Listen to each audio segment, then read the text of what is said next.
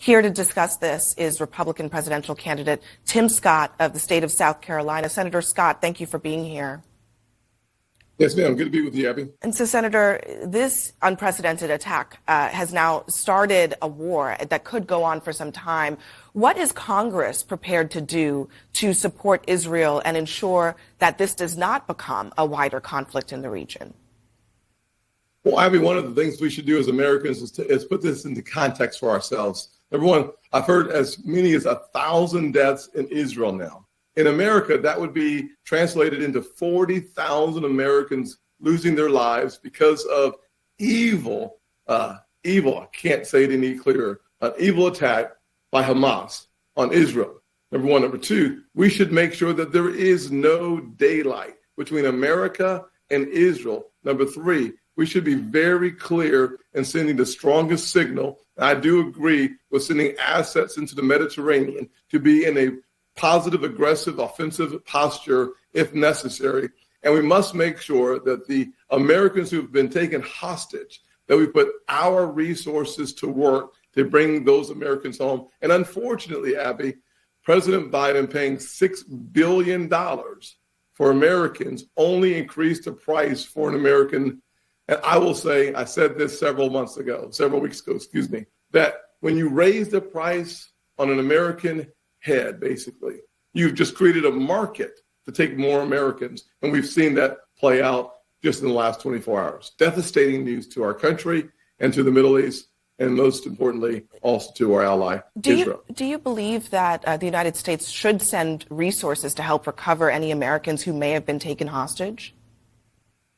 I certainly think we should be prepared to send resources to Israel without any question. The good news is, for the last 10 years, the last 10-year window, we have sent somewhere near $25 to $30 billion helping Israel build one of the greatest militaries on the planet. So they have the resources necessary, frankly, to wipe Hamas off the map. And so what we want is targeted attacks in order to get Americans back. And frankly, I think you'll see Prime Minister Netanyahu go even further as he makes sure Hamas cannot have another day like yesterday morning in the state of Israel ever again. I do want to ask you about just that. Would you support, if Israel took these steps, a ground invasion of Gaza, even if it meant a long-term or even permanent occupation, and perhaps an insurgency that came after that? Would you support that?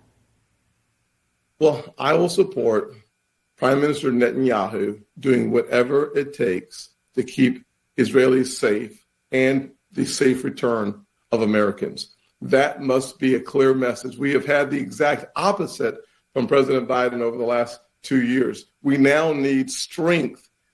Appeasement is a terrible strategy militarily. We now need strength. We've needed it all along. Ronald Reagan's doctrine of peace through strength actually kept the world safer and kept Americans safer. It is time for us to return to overwhelming force as it relates to any conflict that we must be engaged in.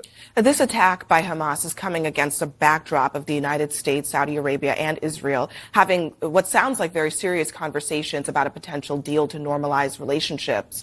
That would be historic. It would also isolate Iran. If you were president, would you pursue this deal?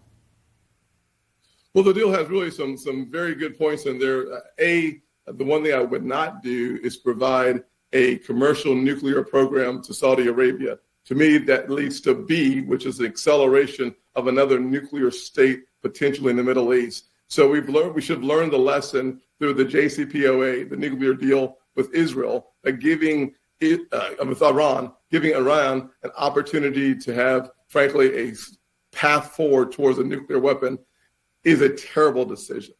Giving Saudi Arabia, in my opinion, a commercial nuclear program would also be a terrible decision. But normalizing relationships between Saudi Arabia and Israel is one of the ways that you make Israel safer, and frankly, you strengthen the bond. It's very helpful throughout the entire Middle East to see that relationship. I believe that Hamas understood that as well. And a part of their strategy was, in fact, to disrupt those negotiations, to stop them in their tracks. That is in the best interest of Hamas It is in the best interest of Iran, and that is why Iran sanctioned those attacks.